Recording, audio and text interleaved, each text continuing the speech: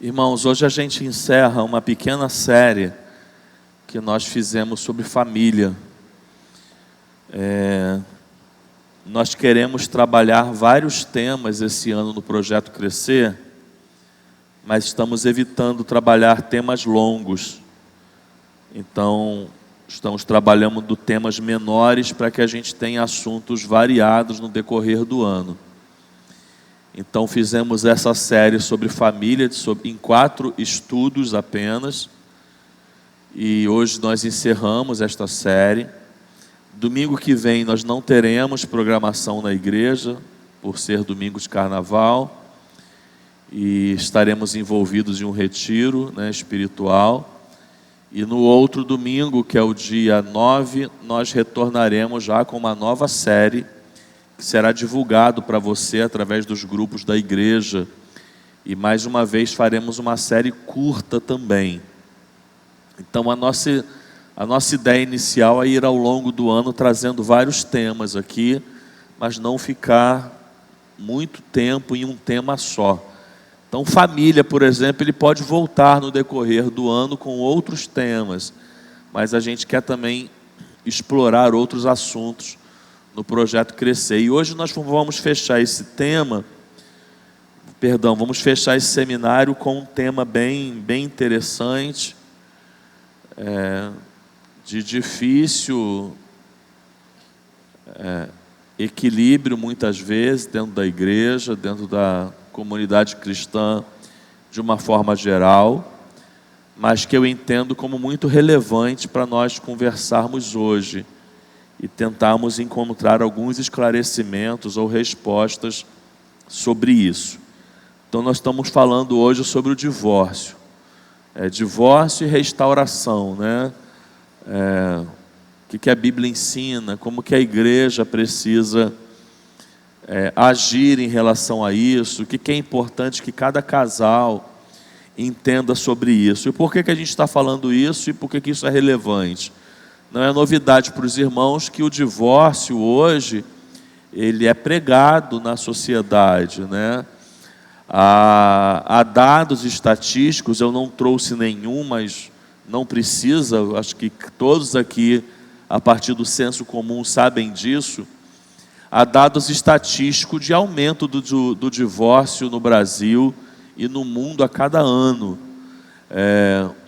Tem um dado estatístico aqui que eu lembro, de 2023 comparado para 2022, estou falando de um ano para outro. Houve um crescimento de divórcio no Brasil de 8,9%, praticamente 9% de aumento comparado apenas de um ano a outro.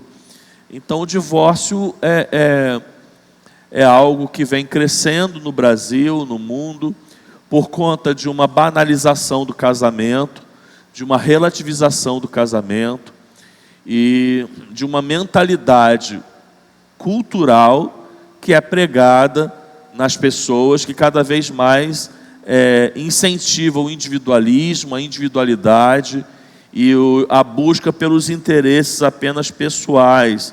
Então, isso tem, além de outras questões, contribuído para o crescimento do divórcio na nossa sociedade. Então, hoje é importante a gente se perguntar, e nós vamos nos perguntar, o que a Bíblia diz sobre o divórcio? Aí eu te convido a voltarmos naquele assunto que rapidamente exploramos aqui numa dessas 4 lições, que é a nossa cosmovisão cristã. Isso é fundamental hoje. O casamento está banalizado, o casamento está relativizado, a sociedade prega o divórcio, a sociedade prega e incentiva o individualismo, a busca pelos próprios interesses. É muito fácil hoje legalmente se divorciar. Há incentivos muitas vezes para que isso aconteça. Há vontades muitas vezes de quem está vivendo determinado relacionamento de se divorciar, mas aí vem a pergunta que dialoga com a cosmovisão cristã. O que a Bíblia ensina sobre o divórcio? Como que Deus vê o divórcio? Então a gente tem que conversar sobre isso. Quais são as razões bíblicas legítimas para uma possibilidade de divórcio? A gente precisa conversar sobre isso. Uma pessoa divorciada, ela pode se casar novamente? Ou ela estará em pecado, em adultério, se tiver contraído um novo matrimônio após o divórcio? A gente tem que conversar sobre isso. O que a igreja pode fazer para ajudar na prevenção do divórcio? Porque se o divórcio é um mal, e nós vamos chegar a essa conclusão, a igreja ela tem um papel de prevenção. A igreja é um meio, podemos assim dizer, que pode abençoar as famílias quando ela trabalha na prevenção do divórcio. E a igreja pode trabalhar na prevenção do divórcio. Há formas da igreja trabalhar que venha ser como prevenção para o divórcio, para que cada vez menos, pelo menos na comunidade cristã, exista menos divórcio. Aí, abro um parênteses aqui, não precisam se assustar quando eu abro parênteses, mas abro um parênteses aqui. Isso aqui é interessante, pensar nisso aqui. A gente vem, o que eu quero dizer para os irmãos? A gente vem vivendo um crescimento exponencial. Eu nem gosto dessa palavra, que ela me lembra algumas coisas que eu não curto muito, mas assim, a gente vive um crescimento exponencial da igreja, do meio gospel. Isso é visível por todos, sim ou não? Sim. Há muitas igrejas hoje com multidões. O censo do IBGE aponta um crescimento do meio evangélico. Mas você sabia que, paralelo a esse crescimento do meio evangélico, também cresceu o divórcio no meio da igreja? Aí isso é interessante para a gente parar e refletir. Que cristianismo é esse? Que fé cristã é essa? Que cresce e cresce o divórcio junto. Que incoerência é essa? Porque se a gente está numa sociedade onde a cada vez mais o cristianismo cresce, ou o mundo gospel cresce, o divórcio teria que diminuir. Se não na sociedade, consideravelmente no meio cristão. Mas não acontece isso. Então, o que a igreja tem feito? Ou a igreja também, aí vem a pergunta, ou a igreja também está relativizando o casamento? A gente, não querendo se colocar melhor do que ninguém, mas a gente, quando vai receber um membro, pelo menos, a gente procura saber da vida da pessoa. É solteira, é casada, é casado, é solteiro, é divorciado, o que está acontecendo? Como que isso tem sido tratado nas igrejas? Como que o casamento tem sido tratado? O que a igreja tem feito? Aí vamos também levantar uma outra bola aqui que a gente vai conversar. E o fundamentalismo, irmãos, muitas vezes nisso, e um tradicionalismo rígido, será que é o caminho ideal?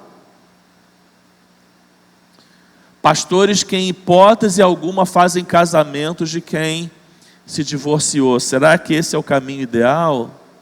A igreja que vira as costas para o divorciado, ou para aquele que chegou e é de segundo casamento, e a igreja o trata com indiferença. Aqueles julgamentos que você já aponta para o outro e fala que ele vai para o inferno, porque ele está em adultério, porque casou de novo. É isso que nós precisamos também ser e viver enquanto igreja. Então, só isso aqui que eu levantei aqui, faz com que os irmãos percebam que o assunto não é tão simples. Por quê? Porque ele tem divisões de interpretações teológicas e doutrinárias sobre isso, tá? Então a gente vai conversar aqui. Eu vou pelo menos tentar falar as possíveis interpretações que possam ter. Em algum momento aqui eu vou dizer aquilo que eu interpreto, e a gente vai conversando aqui sobre isso. Agora, outra coisa, a minha aplicação aqui hoje não vai seguir a mesma regra do estudo que eu mandei no grupo. Eu vou usar todo o conteúdo do estudo, mas não vou fazer na mesma ordem que está lá, tá bom? Mas o conteúdo é o mesmo. Porque, levantando tudo isso, eu quero começar a pensar com você na consequência do divórcio. Eu creio que é a primeira coisa que a gente precisa entender, que o divórcio ele tem consequência. É fácil se divorciar hoje na nossa sociedade? É. O divórcio ele é cada vez mais um meio onde as pessoas estão usando? Sim. O casamento está banalizado e por conta disso há um acaloramento de influência para o divórcio? Mas ainda assim o divórcio tem consequência. E quando o divórcio é amigável, ainda assim ele tem consequência? Sim, ainda assim ele tem consequência. Eu percebo que a primeira coisa que a gente precisa conversar aqui é a consequência de um divórcio. E acredite, o divórcio ele traz consequência em várias áreas. Ele traz consequência na vida pessoal, ele traz consequência na família, ele traz consequência na igreja, ele traz consequência na sociedade. Então, o divórcio ele tem contribuído, além de qualquer coisa que temos falado, ele tem contribuído trazendo consequências negativas, que nós colhemos e colheremos ainda mais a longo prazo. Por que colheremos ainda mais a longo prazo? Porque os filhos, isso há comprovações de áreas terapêuticas. Os filhos, eles têm uma tendência emocional, comportamental, a ter influência do divórcio dos pais na sua vida enquanto adulto. Então, por isso que eu digo que a consequência do divórcio, ela não é apenas no presente, ela projeta para o futuro. O casamento que vive em guerra, que vive em crise, que são circunstâncias pré-divórcio, geralmente, né? É o conflito dentro do lar, é a insatisfação, são as discussões contínuas, há muitas vezes crianças ali participando de tudo isso. Essa ausência, esse luto, porque luto na área emocional e terapêutica não é apenas morte, esse luto que os filhos vivem muitas vezes com a saída de um dos cônjuges de casa, com o afastamento ou do pai, muitas vezes do pai, ou em alguns casos da mãe. Isso gera consequência não só no presente, isso gera consequências para o futuro. Então a primeira coisa que a gente precisa entender é que um divórcio tem consequências. Em outras palavras, ele deixa marcas. Em outras palavras ainda, o divórcio é um remédio amargo. Então, por exemplo, ele deixa consequência na vida do indivíduo.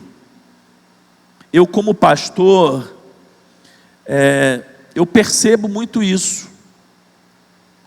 As consequências do divórcio, muitas vezes, na vida do indivíduo. Feridas emocionais. Não é difícil você encontrar pessoas que se divorciaram, mas carregam culpa. Muitas vezes, enquanto pastor, eu aconselho casais que já vivenciaram um divórcio na sua trajetória de vida, e nós percebemos claramente, muitas vezes nesse aconselhamento, um sentimento de culpa.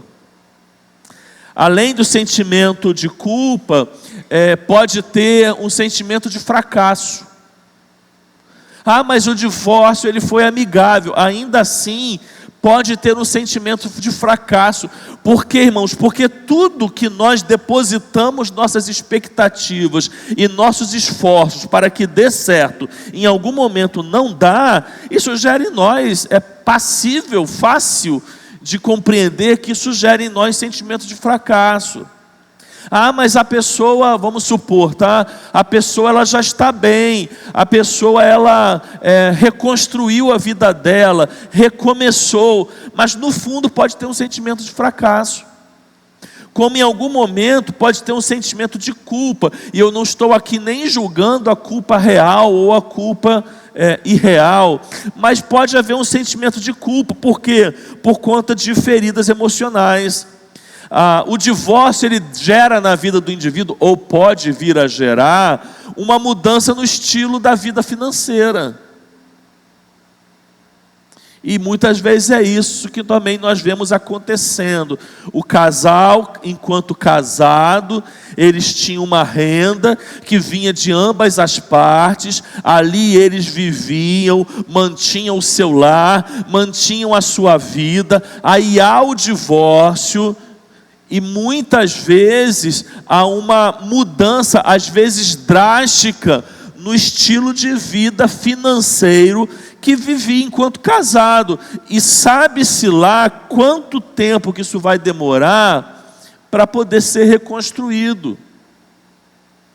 A gente vive numa sociedade que, ainda que muitas mulheres hoje estejam inseridas no mercado de trabalho, além de cuidar da casa, buscam uma renda para o sustento da sua casa, para o seu lar. Nós ainda vivemos um cenário onde muitas mulheres ainda não fazem isso. E às vezes a provisão financeira do lar, ela vem do esposo. Então imagina um divórcio nesse cenário. Muitas vezes é o que nós vemos, isso aqui que era razoavelmente harmonioso, isso aqui vira uma guerra, irmãos. Dinheiro no divórcio é uma coisa terrível. É uma briga muitas vezes feroz por conta de questões financeiras.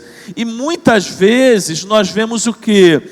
Uma mudança drástica no estilo de vida da pessoa, que em algum momento dependia mais da outra para o seu sustento financeiro. Eu não estou dizendo que essa pessoa não vai se recuperar, mas em quanto tempo ela vai se recuperar?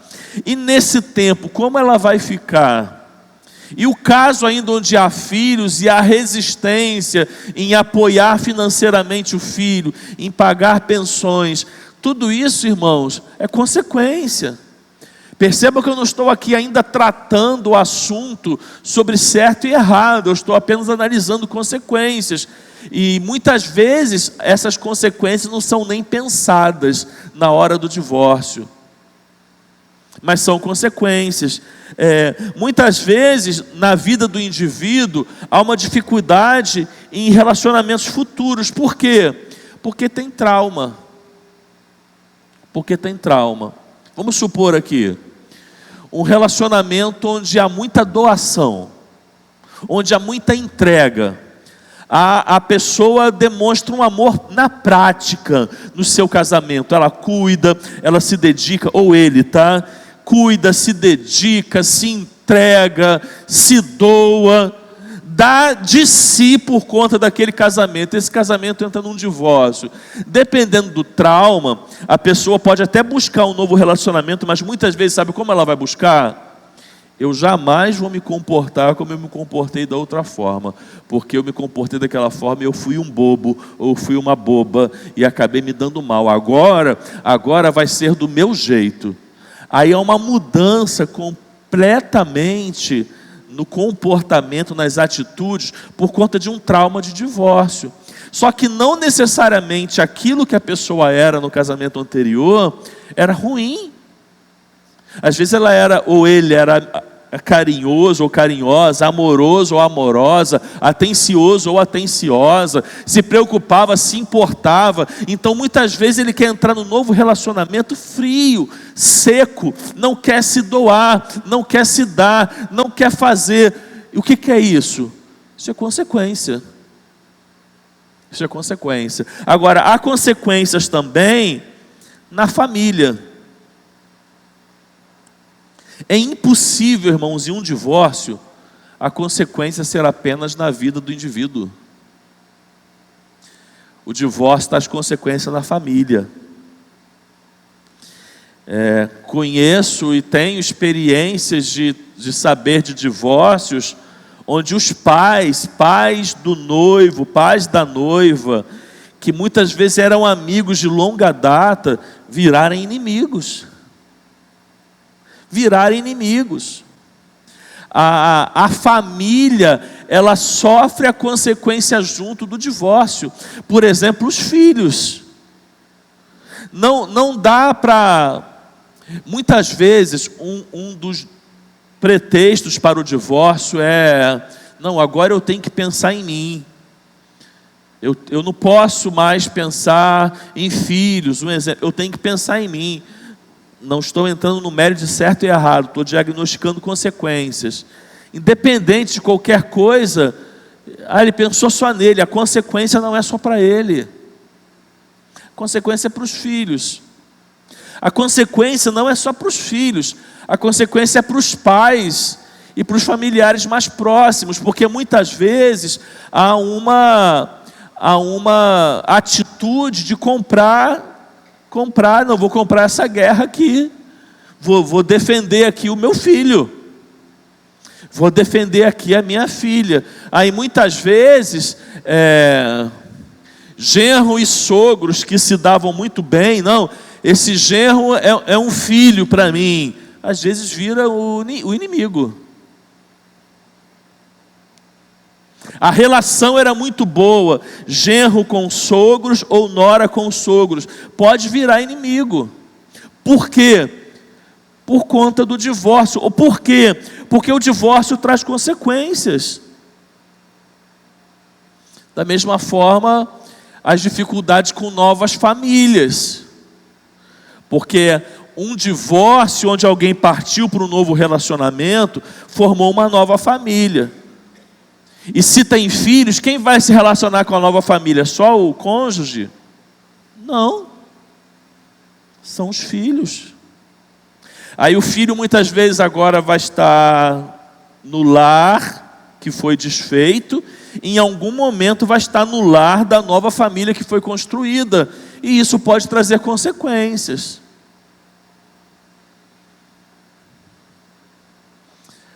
A gente conhece situações, ou já viu, isso deve ser comum para vocês também, um pai às vezes deixar de dar o melhor para o seu filho e passar a dar o melhor para o filho da nova esposa, do novo relacionamento, muitas vezes que nem é dele. Isso é o quê? Isso é consequência, irmãos. Isso é consequência.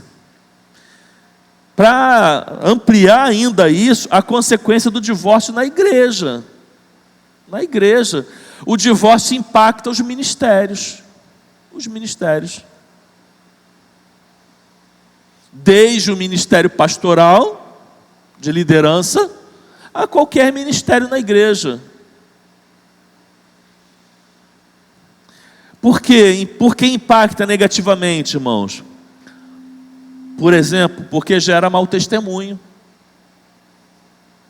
Gera mau testemunho. Imagina você estar aqui cultuando e um líder da igreja está à frente de alguma coisa, fazendo alguma coisa, e ele está divorciado. Ainda que exista e tenha que existir graça, misericórdia, é preciso existir também um tempo para tudo. Até para que as coisas sejam reconstruídas. E isso gera impacto nos ministérios da igreja. Isso pode dividir uma congregação. É lógico, irmãos, que eu estou tratando de suposições, eu não estou colocando como regra. Eu estou dizendo o que pode vir a acontecer. Por exemplo, pode ter uma divisão na congregação. Dependendo do que acontece, pode-se tomar partido por um em detrimento de outro. E tomando partido de um em detrimento de outro, pode gerar fofoca dentro da igreja. Maledicência. Então, são amplas as consequências, como também a consequência na sociedade. muitos divórcios pregam o que para a sociedade? A banalização do casamento. Porque qual um dos motivos do casamento estar banalizado na nossa sociedade? Um dos motivos é que há muito divórcio. Se não houvesse tanto divórcio, o casamento não estaria tão banalizado. Ele não é banalizado só por causa disso. Mas por que há uma banalização no casamento? Porque há muito divórcio. Você sabia que mais de 40% dos casamentos não chegam a 10 anos de casado? Se você está aqui hoje, você tem 10 anos de casado, você já é fora da curva de um dado estatístico da nossa sociedade? Tem gente que gasta o que tem e o que não tem para fazer um casamento, e às vezes não dura um ano. Então isso são consequências. O aumento da instabilidade emocional. A área terapêutica, ela diz que todo esse movimento de divórcio, desconstrução da família, disserção da vida conjugal, gera instabilidade emocional, porque os filhos dessa geração estão sendo formados de forma mais instáveis emocionalmente, e isso vai refletir no futuro. Isso vai refletir no futuro. Além de impacto econômico e social. Ou seja, irmãos, ainda nem tratamos o casamento à luz da Bíblia. Só diagnosticamos aqui a sua existência ao nosso meio e as suas consequências. E sem dificuldade, só pelas consequências, dá para a gente ver o quanto que o divórcio é prejudicial para a família. E nós nem entramos ainda no âmbito da fé. Então eu quero, nesse momento, em segundo lugar, pensar com você, ou te relembrar, qual é o plano original de Deus para o casamento. Por quê, irmãos? Por que há divórcio? Um dos assuntos que também a gente já explorou aqui. Por que há divórcio? Por causa da natureza da carne pecaminosa após a queda, que gera nos seres humanos uma dureza de coração. Tá? Isso não sou eu que estou dizendo. Lá nos evangelhos, o próprio Senhor Jesus diz isso. Quando ele vai falar lá das questões da lei que Moisés falou sobre o divórcio, Jesus vai dizendo, né, e trazendo ali o divórcio apenas para o caso de adultério. Por quê? Porque isso é obra da dureza do coração. Então, o divórcio, ele foi um acontecimento que começou a fazer parte da sociedade pós o período da queda, por conta da dureza do coração. Essa dureza do coração faz com que uma das relações, por conta do pecado, que é a relação de um ser humano com o outro, tenha sido afetada. Isso traga dureza no coração, que é egoísmo, individualismos e tantas outras coisas. E aí o divórcio passou a acontecer. E aí foi criado, né, lá na tradição judaica, no Antigo Testamento, leis, por exemplo, a partir do divórcio, por conta da dureza do coração. Mas qual é o plano original de Deus? Ainda que isso tenha vindo pós o pecado, qual é o plano original de Deus? Já falamos aqui em um dos estudos, e vamos relembrar, que o casamento, ele foi criado por Deus e não por homens. E nós vamos ver de cara, desde a criação, que o divórcio não é algo que Deus deseja. Então a primeira coisa que a gente precisa entender como plano original de Deus para o casamento: Deus não criou o casamento para o divórcio. Não é plano de Deus que você se divorcie. Não é da vontade de Deus que o divórcio aconteça. Gênesis 2, 18 a 24 vai dizendo: então o Senhor Deus declarou: não é bom que o homem esteja só, farei para ele alguém que o auxilie e lhe corresponda. Por esta razão, o homem deixará pai e mãe e se unirá à sua mulher, e eles se tornarão uma só carne. Irmãos, no plano original de Deus, grave essas duas palavras: o casamento, ele é aliança e não contrato. E aqui tem duas características bem diferentes, bem distintas. Para Deus, o casamento é aliança. Para Deus, o casamento não é contrato, tá? Jesus, certa vez, ele reafirmou isso aqui que nós estamos falando e lemos lá no Antigo Testamento. Marcos 10, de 6 a 9, vai dizendo: desde o princípio da criação, Deus os fez homem e mulher. Por isso o homem deixará pai e mãe e se unirá à sua mulher, e os dois se tornarão uma só carne. Assim já não são dois, mas uma só carne. Portanto, o que Deus uniu, ninguém o separe. Essas palavras, elas falam de aliança, elas não falam de contrato. Então, uma das coisas que nós precisamos diferenciar é que o casamento à luz dos homens, ele é um contrato, enquanto à luz de Deus, ele é uma aliança. Então, o plano de Deus, o propósito de Deus para o casamento era que o divórcio não acontecesse. Então Deus, ele não se agrada do divórcio. Então nós já falamos de realidade circunstancial e influência do divórcio. Já falamos da consequência do divórcio. E já falamos aqui que isso não é plano de Deus, que Deus não se agrada. Agora, o que a Bíblia diz sobre o divórcio? Aí a gente começa agora a trazer mais ainda para o âmbito da fé. Primeiro a gente vai lá no Antigo Testamento, tá? Embora fosse plano de Deus, entenda isso.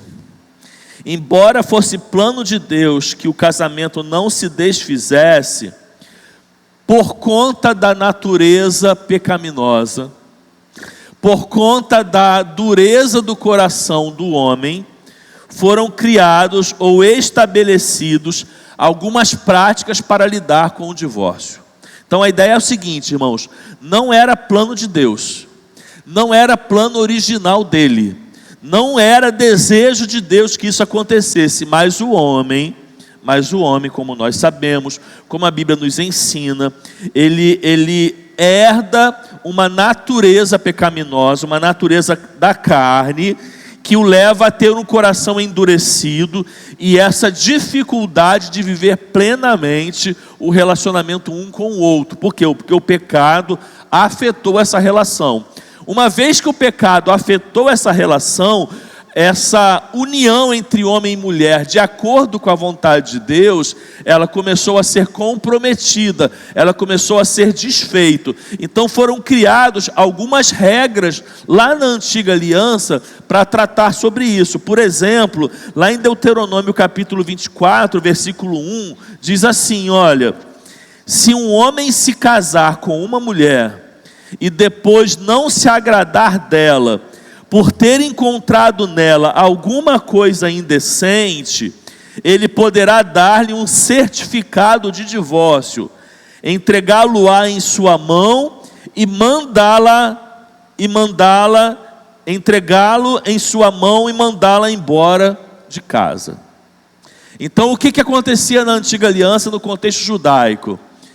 Se um homem não se agradasse da sua esposa, entendendo nela que havia algum comportamento indecente, ele poderia fazer uma carta de divórcio. Não precisava ir no cartório registrar, reconhecer firma, precisava nada disso. Fazia uma carta de divórcio, entregava na mão dela, colocava ela para fora de casa e falava: pode ir, pode ir.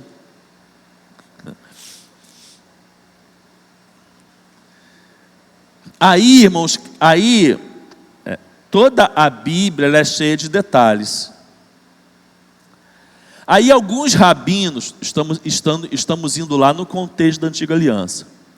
Aí alguns rabinos, que eram aqueles que ensinavam a lei para o povo, eles diziam assim: olha só, coisa indecente é só situações relacionadas à impureza sexual.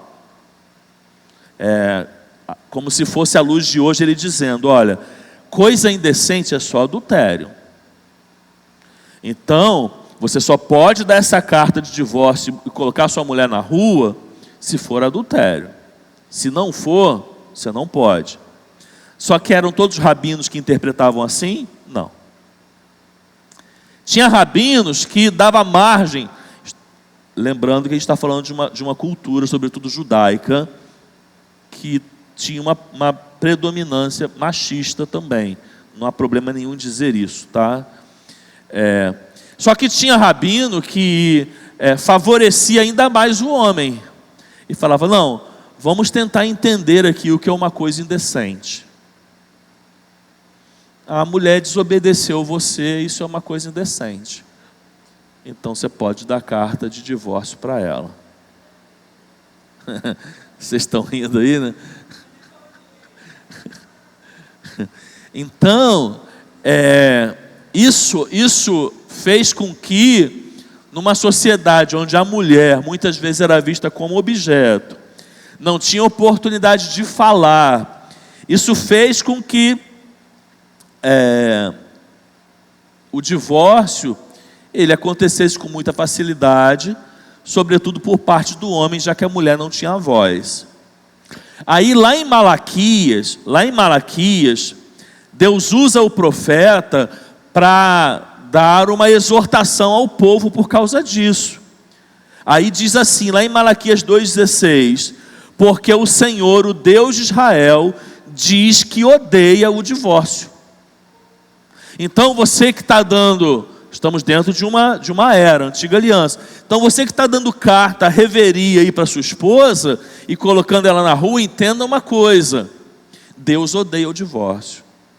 Então, uma coisa é o que deveria ser, outra coisa é o que é. Qual deveria ser, então, a atitude aqui na Antiga Aliança? Deus odeia o divórcio. Apenas em situações irremediáveis, eu vou fazer. Não sendo irremediável, eu vou tentar restaurar esse casamento. Por quê? Porque Deus, Ele odeia o divórcio. Aí quando nós chegamos na nova aliança, que é uma aliança superior, e que nós temos a figura de Jesus, aí Jesus começou a dar ensinamentos sobre isso. Aí esse divórcio, que era muito fácil lá na Antiga Aliança, bastava o homem dar uma carta e colocar a mulher na rua, Jesus vem e fala assim, lá em Mateus 19, 7-9. Disseram-lhe então, isso eram os fariseus questionando ele: por que Moisés ordenou dar carta de divórcio e repudiar a mulher? Uma pergunta se voltando para o que eu estava falando aqui. Aí Jesus responde assim: olha, Moisés permitiu que vocês se divorciassem de suas mulheres por causa da dureza do coração de vocês. Isso aqui já diz muita coisa. Em outras palavras, Jesus está dizendo que aqui não era plano de Deus que isso acontecesse, mas por conta da dureza do coração de vocês, a lei permitiu. Aí Jesus diz: mas não era assim desde o princípio. Aí ele vem agora com uma nova lei. Eu, porém, lhes digo que quem repudiar a sua mulher, a não ser por imoralidade sexual, e casar com outra, comete adultério. A imoralidade aqui é a palavra porneia, que se refere a todo tipo de moralidade sexual. Adultério, mas num contexto mais voltado para casamento, adultério. Tá? A palavra que melhor se encaixa aqui na transliteração e na tradução do texto para nós seria adultério. Então, Jesus ele faz o quê? Ele faz aquilo que eu estou conversando aqui com vocês. Ele olha para o Antigo Testamento, ele vê essa prática do homem tendo a facilidade de se divorciar, e Jesus diz: vocês só receberam essa lei por conta da dureza do coração de vocês. Não era assim desde o princípio, ou seja, não era da vontade de Deus. Então agora eu lhes digo: quem repudiar a sua mulher, a não ser por adultério, e se casar com outra, comete adultério. Então, Jesus, dessa forma aqui, ele traz uma seriedade ao casamento que a tradição judaica não estava dando. Então, era como se o judeu, que tivesse acostumado a dar carta para quantas esposas ele tivesse, agora Jesus falasse assim: ó, não é assim não. Não é assim não. Se você fizer isso, e não for por porneia, não for por adultério, e depois você coloca sua mulher para fora, vai lá e casa com outro, quem está em adultério é você. Aí Jesus vem e diz isso daqui. Aí, irmãos, quando chega nas cartas de Paulo, aí o apóstolo Paulo, ele traz mais uma questão para ser tratada a respeito do casamento. Está lá em 1 Coríntios 7, de 10 a 15. E ele vai dizendo assim: olha, ora, aos casados ordeno, não eu, mas o Senhor, que a mulher não se separe do marido. Se porém ela se separar, que não se case de novo, ou que se reconcilie com o seu marido, e que o marido não se divorcie da sua mulher. Aos outros digo eu, não o Senhor: se algum irmão tem mulher incrédula, e ela consente em morar com ele, não se divorcie dela. E se alguma mulher tem marido incrédulo, e ele consente em morar com ela, que não se divorcie do marido. Pois o marido incrédulo é santificado no convívio da esposa, e a esposa incrédula é santificada no convívio do marido. Mas se o incrédulo quiser se separar, que se separe. Em tais casos, o irmão ou irmã não estará sujeito à servidão. Deus o chamou para viver em paz. Vou explicar isso aqui. Nos primeiros séculos da nossa era cristã, sobretudo no primeiro século, nós temos uma evangelização da igreja em relação ao cristianismo. O cristianismo vem sendo pregado e abrindo igrejas. Então, muitos desses que estavam aderindo ao cristianismo, às vezes um só dos cônjuges se convertia e outro não. Então imagina lá que na igreja de Corinto tivesse uma mulher cristã cujo marido não era cristão, ou vice-versa, tivesse um marido cristão cuja mulher não fosse. E aí Paulo, ele agora vai pregando a manutenção do casamento, aconselhando a esses a não se separarem, mas ele vai e traz uma questão de abandono em relação ao descrente. Então ele fala assim: olha, porém, se você que tem o cônjuge descrente, e por que ele fala isso? Porque alguns não estavam querendo continuar casado, porque um deles tinha se convertido ao cristianismo. Então tinha lá um casamento, e uma mulher se converteu à igreja, a Cristo. O marido, que era pagão, ele muitas vezes não queria mais continuar o casamento, ou vice-versa. Aí Paulo diz assim: então, se o descrente abandonar o casamento, não tem julgo sobre você. Se divorcia e se separa, porque ele que quis não permanecer. Ou seja, chegamos na nova aliança com duas concessões bíblicas para divórcio: adultério e abandono do descrente. Só que aí, irmãos, a Bíblia não é tão simples de interpretar. Aí vem algumas correntes teológicas, e é até saudável isso, e se pergunta: tá, mas o que é descrente? E eu te pergunto: o que é descrente? Ah, mas Paulo escreveu num contexto em que o descrente era aquele que não tinha professado a fé em Cristo, ou seja, era um pagão. É nesse contexto que ele escreve.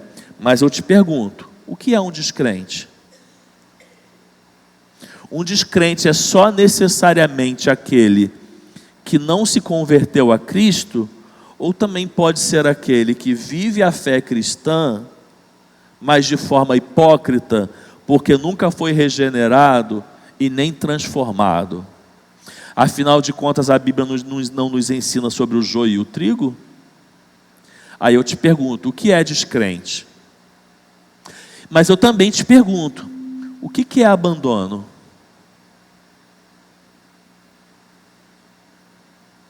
O que é abandono? Abandono é sair de casa e ir embora para nunca mais voltar apenas? Ou agressão física é abandono? Ou viver casado dentro da mesma casa, mas como se fosse solteiro?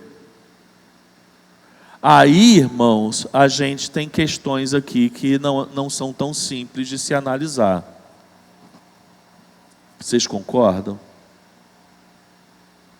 Não são tão simples. E aí, irmãos, qual é a dureza nossa enquanto igreja, sobretudo nós que em algum momento nunca passamos por isso, chegar com uma cajadada bem forte e bater em quem está passando ou quem já passou?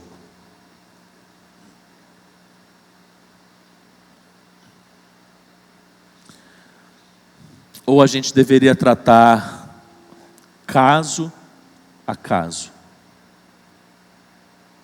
Pega o microfone para mim, Aaron, por favor. O que vocês acham? O que é descrente? O que é abandono? Só um minutinho que eu vou aí. Eu rotulo tudo, porque não é assim que alguns fazem? Não, eu não faço seu casamento. Mas pastor, eu sei que eu errei, eu reconheço, mas eu gostaria de recomeçar da forma certa. Não, eu não celebro o seu casamento. Ou eu olho para você estranho porque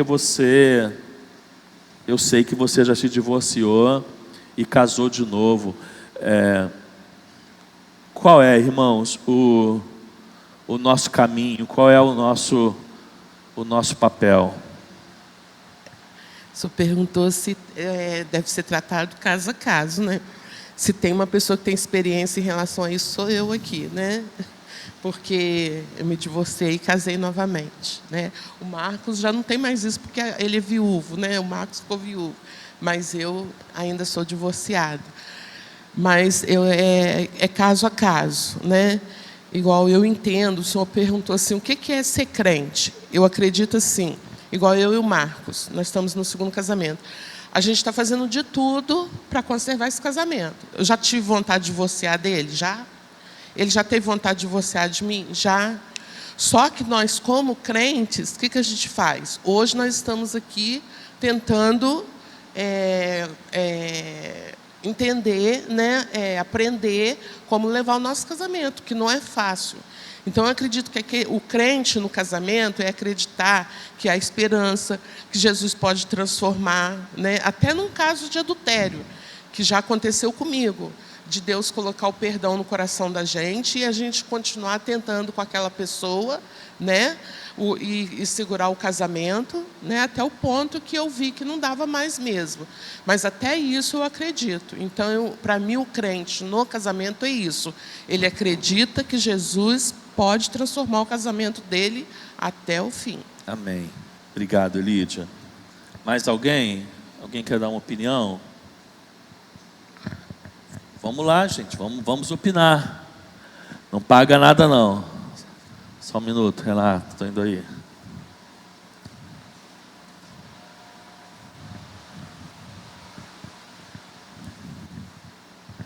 Pastor, na sua pregação, o senhor abordou dois motivos para o divórcio. O primeiro foi o adultério e o segundo, o abandono. Eu gostaria de lhe fazer uma pergunta. Quando um dos cônjuges, no caso, abandona a Deus e simplesmente decide, se torna uma outra pessoa, a ponto de representar um risco à vida da outra pessoa, com agressões,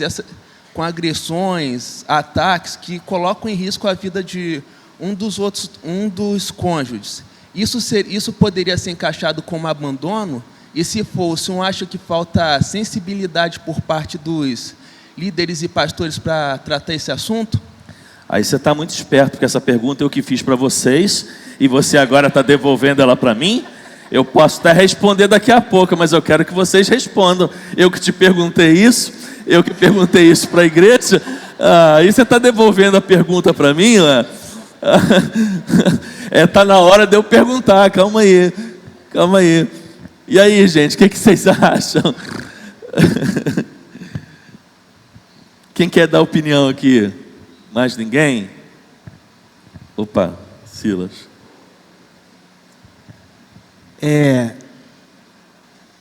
Assim, primeiramente, eu tive uma certeza, né? Que ao máximo o que eu puder fazer, eu devo lutar para o meu casamento de forma, como é que eu posso dizer? Assim, sem medidas.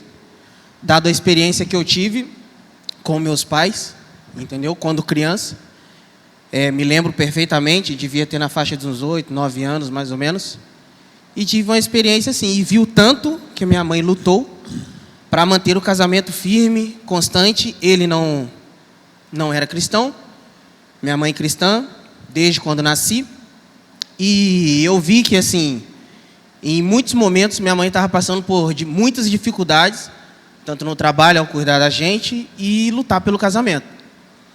Então, eu vi o quão forte minha mãe foi, e eu mesmo me perguntava, mas por que ela está tanto assim pelo casamento, sendo que o meu pai, de tal forma...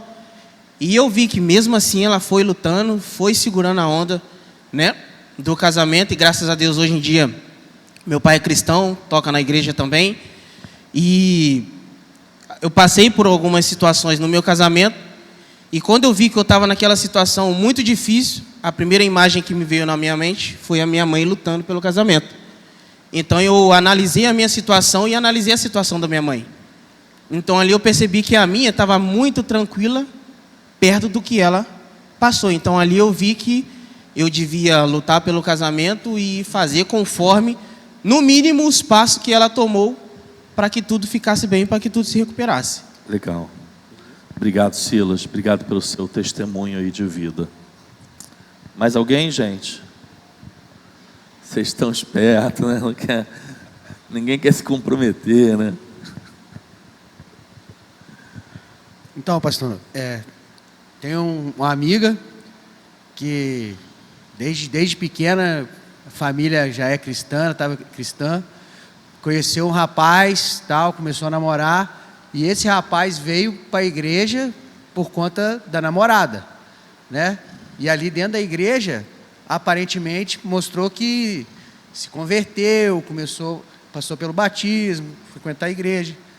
Depois do casamento, de alguns anos, ele simplesmente abandonou né? A menina virou as costas, deixou ela com 2 crianças e meteu louco, foi embora e abandonou, voltou para o mundão.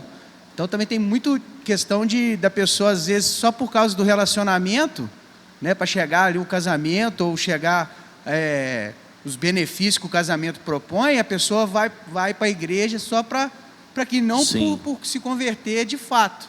Isso, né? é o que a gente perguntou, né? O que é um descrente, né? Um descrente não só necessariamente é aquele que não está na igreja.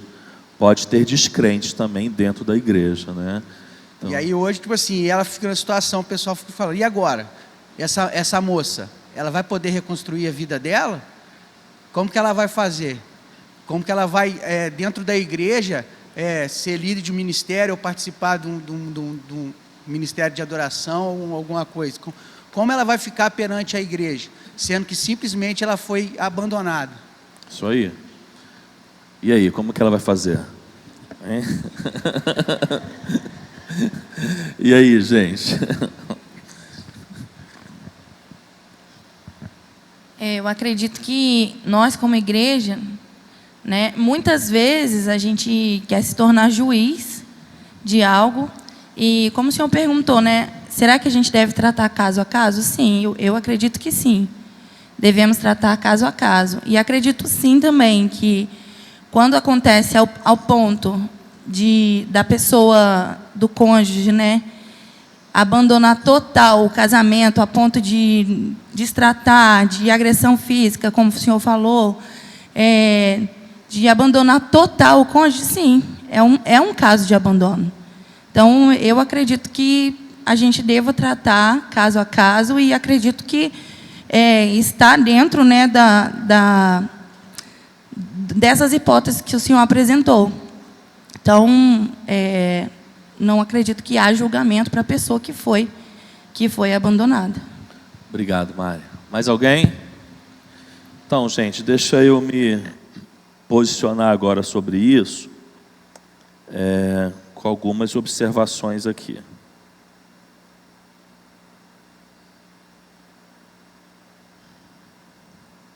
Acho que a primeira coisa que a gente precisa é um equilíbrio entre verdade e graça. Vou repetir. A gente precisa de um equilíbrio entre verdade e graça. Porque nós não podemos abrir mão da verdade enquanto igreja.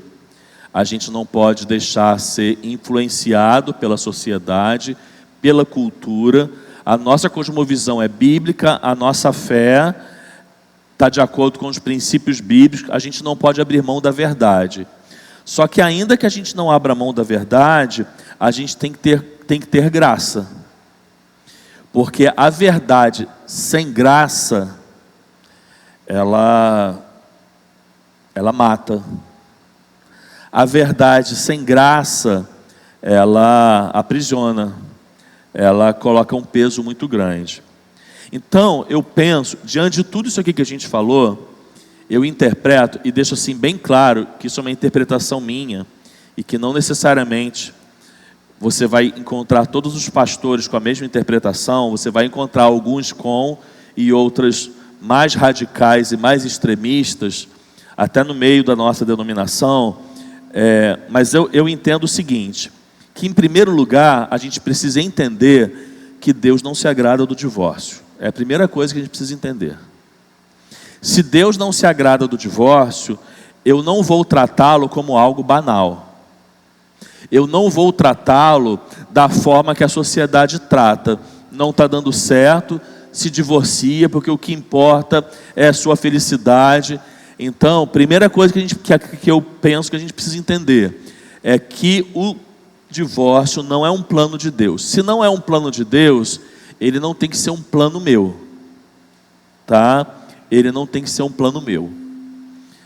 Sobre as duas permissões que a Bíblia dá para o divórcio, o adultério e o abandono, são permissões e não obrigações.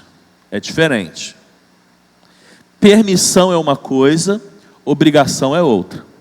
Você não é obrigado a separar por conta de uma relação de infidelidade no casamento. Você pode vir a se separar, o que muda é o aspecto. Você não é obrigado a se separar num caso de abandono. Você pode vir. Então isso também já diz muita coisa.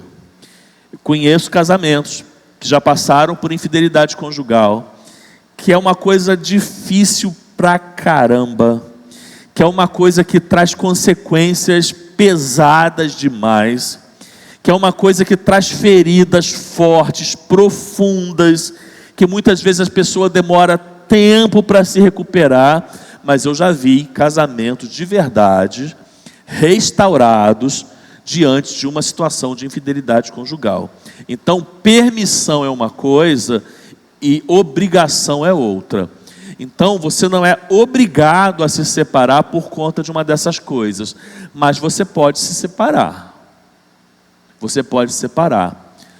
Porque você pode chegar à conclusão que não tem como realmente um casamento ele ser continuado após uma situação dessa. Primeiro, porque muitas vezes, irmãos, numa infidelidade conjugal, não há arrependimento. E se não há arrependimento, isso vai acontecer de novo. Às vezes, irmãos, o casal, ele está numa situação dessa, vivendo isso, e às vezes tem uma pessoa querendo fazer de tudo para que aquele casamento não acabe, só que o outro mesmo, que às vezes foi o que cometeu infidelidade, não está se importando. Não há um arrependimento genuíno, não há um arrependimento sincero. Reatar um casamento de uma situação de infidelidade sem arrependimento sincero, corre grande risco disso reincidir e a pessoa passar por isso de novo, como a gente também muitas vezes vê. Ou seja, infidelidades atrás de infidelidades. Por quê? Porque a reconstrução do casamento foi feita sem arrependimento, foi feito sem nenhum esforço para que aquilo mude, ou seja, não houve esforço de ambas as partes. Então isso é muito delicado, isso tem que ser tratado caso a caso, situação a situação.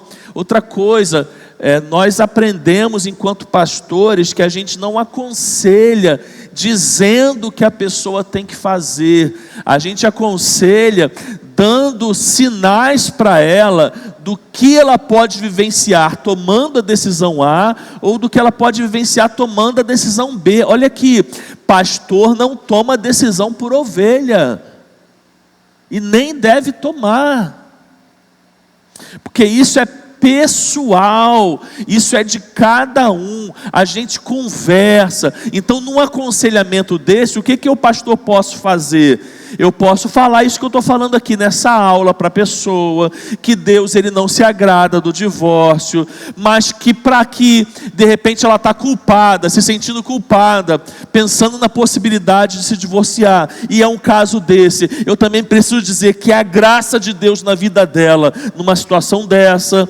mas eu não posso dizer o que ela tem que fazer, porque isso é pessoal. Agora, quando a gente vai para o texto de Paulo, repito, o contexto ali era o descrente pagão, era o descrente que não havia se convertido a Cristo. Irmãos, descrente pagão e descrente que frequenta a igreja é a mesma coisa, porque a conversão ela é interna, ela não é externa. Nunca a conversão foi externa. Externa é consequência daquilo que acontece aqui dentro. Não aconteceu aqui dentro, gente, é descrente. É descrente. Não tem temor a Deus, não é convertido. Irmãos, nós não dizemos quem é salvo e quem não é, mas a salvação traz evidências. A salvação traz evidências. Então, tem muita gente numa congregação que a gente não vê evidência de conversão. Agora, se não há evidência de conversão e é um descrente, está no mesmo caso do que é um pagão. Agora, o que é abandono? Irmãos, abandono é muito amplo. Para mim, uma pessoa que agride a outra fisicamente, que espanca uma pessoa, ela já chegou no mais alto nível de abandono.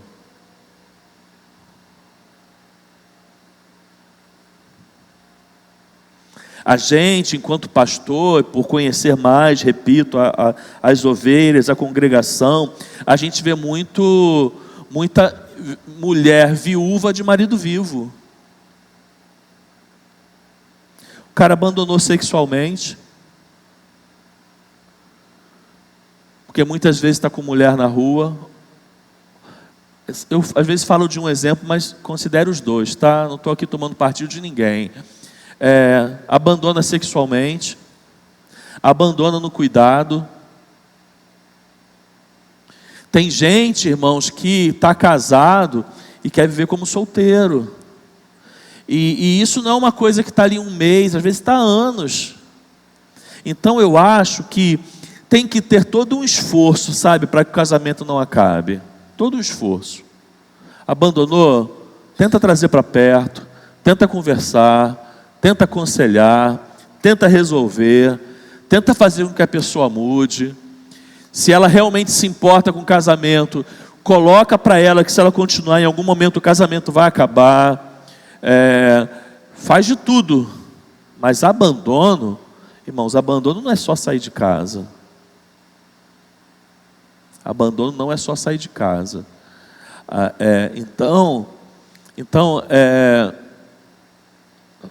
Eu creio que a gente tem algumas questões aqui que a gente precisa agir com graça. Então, pastor, você faz um casamento de alguém que se divorciou e não ficou viúvo, dependendo da circunstância eu faço. E não tenho problema em dizer isso, nem para uma câmera. Eu faço casamento de algumas pessoas que vão para o segundo casamento, tratando caso a caso. O pecado que Jesus diz, se você repudiar a sua esposa, a não ser por porneia, e se casar com outra, você comete adultério, é um cometer o pecado e não viver sentenciado a ele, porque lá em Romanos, Paulo nos escreve que nenhuma condenação há para aqueles que estão em Cristo, e o único pecado que a Bíblia trata como um pecado sem perdão, é a blasfêmia contra o Espírito Santo. E se nós confessarmos os nossos pecados, Ele é fiel e justo para nos perdoar os pecados e nos purificar de toda a injustiça. Então, quando eu lido com algumas situações dessas, eu trago à pessoa uma conscientização de arrependimento. Eu busco trazer, porque há perdão para o arrependimento. Então, olha só, ainda que tenha acontecido, que você se arrepende, confessa isso para Deus e pede para Ele, para que te abençoe, para que no recomeço da sua vida seja diferente. Por quê, irmãos? Porque a vida cristã é uma vida de recomeços. Eu conheço uma situação real que eu vou falar aqui, tá? De uma igreja histórica, de origem mais pentecostal, não vou dizer o nome, tá, da denominação, mas eu acho que fica evidente para todos. Uma igreja histórica de origem pentecostal. O marido abandonou a mulher, com 3 filhos criança, abandonou a mulher, nunca mais voltou. Os filhos já são adultos. Esse homem que abandonou já teve uns 3 casamentos depois. E a igreja, a comunidade de fé, diz para ela que ela não pode casar enquanto esse marido não morrer. E ela nunca mais recomeçou a sua vida, desde quando seus filhos eram bebês até hoje que eles têm 30 anos. Porque segundo a doutrina eclesiástica que ela faz parte, essa mulher está presa a esse homem que a abandonou. Irmãos, com todo respeito, isso é um absurdo. Com todo respeito, isso é um absurdo. Eu não consigo olhar para a Bíblia que eu prego, que eu leio, que eu conheço e ver um Deus que deseja isso. Eu não consigo olhar para um Filho de Deus encarnado chamado Jesus Cristo, que virou para uma mulher adúltera e falou: vai e não peques mais, e interpretar que um Jesus faria isso. Não tá na Bíblia que eu creio, irmãos. Não está. Agora, eu não estou banalizando o casamento, eu não estou dizendo que eu vou casar qualquer um. Não vou casar qualquer um não, irmãos. E dependendo do casal, eu posso falar, olha, eu não celebro. Se você quiser fazer só no civil, se tornar membro da igreja, agora, eu prefiro não fazer. Porque tem casos e casos. Imagina uma ovelha, irmãos, imagina um pastor que tem uma ovelha, que o cara não demonstra sinal de conversão, aí trai a mulher, arruma um outro casamento e vem, pastor, faz o meu casamento. Eu acho que não é por aí, você está entendendo? A gente não vai generalizar, nem para um lado, nem para o outro, irmãos. Mas tem casos e casos. Tem casos e casos. E a gente precisa ter muito cuidado com o que a gente diz, com a postura que a gente toma, com a religiosidade que a gente quer viver e pregar. Um outro caso. Tudo isso que eu estou falando é real, não estou inventando não.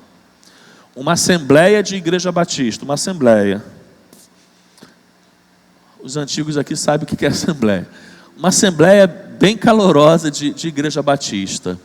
Aí a igreja está recebendo um irmão como membro, igual de vez em quando a gente faz. Aí pede para a pessoa ficar de pé. Aí um jovem levanta e fala, pastor, ainda que não vá mudar nada, eu quero que deixe registrado aí em ata que eu sou contra esse recebimento de membro, porque essa pessoa ela é divorciada, casou de novo, e eu acho que a igreja não deveria receber pessoas assim como membro. Na lata, desse jeito, um jovem casou.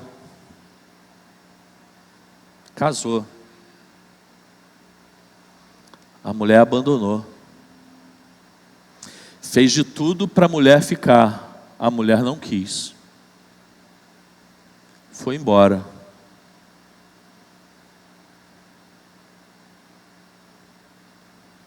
Casou de novo.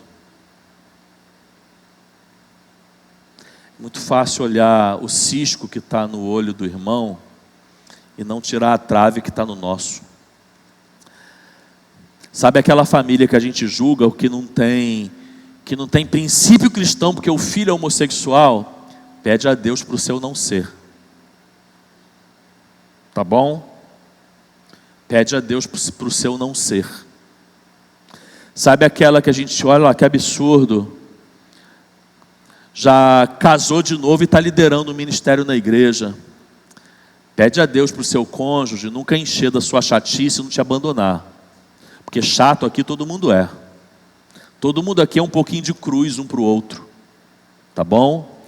Pede a Deus para uma hora Ele não cansar de você e não te abandonar, e você não ter que se ver na situação de querer reconstruir a sua vida. Para de querer apontar o cisco no olho do outro enquanto tem uma trave no seu. A igreja não negocia com a verdade, mas a igreja age pela graça. A igreja lê a Bíblia na ótica de Jesus. Todas as vezes que você pegar a sua Bíblia para ler, imagina assim, eu estou colocando o óculos de Jesus agora para ler. Você tem que colocar o óculos de Jesus. Porque se você não colocar o óculos de Jesus, a tua Bíblia vira uma arma e você sai atirando e matando em todo mundo. Então, o Jesus que eu creio, que eu prego, que é meu Salvador, meu Redentor, aquele que me chamou para o ministério, Ele não me ensina a agir com verdade sem graça. A gente ensina, a gente prega, mas a gente abraça e a gente acolhe, porque a gente precisa agir com graça, tá? Então, Heron, ministério pode subir. Então é esse o meu posicionamento, tá bom? Repito, que a gente nunca venha a tratar o divórcio como uma opção que eu use a qualquer momento. Não. Mas, eu muitas vezes como pastor eu já conheço, né, o casal, às vezes tem históricos. Irmão, se alguma mulher é vítima de abandono, de violência física, chegar ao ponto de se divorciar, irmãos, eu vou procurar assistir os dois. Os dois. Se o cara agrediu e foi preso, eu vou lá na cadeia para tentar confortar ele. Mas eu jamais vou colocar peso sobre os ombros de alguém. Porque Deus não criou a gente para que a gente case e vive uma vida de anulação. Deus não criou a gente para que a gente case e vive uma vida de sofrimento por conta de alguém que a gente está cansado de falar e não transforma. E você que em algum momento errou no passado, porque lhe faltou sabedoria ou qualquer coisa, Deus convida ao recomeço. E Ele tem graça e bênçãos para a sua vida. E Ele deseja que você acerte, não volte a cometer os mesmos erros, mas não há peso nas suas costas. Porque Ele mesmo diz: vinde a mim, todos vós que estáis cansados e sobrecarregados, e eu lhe darei descanso. Então a igreja é a igreja do Evangelho da Graça. Ela não negocia a verdade, mas ela prega e vive a graça de Deus.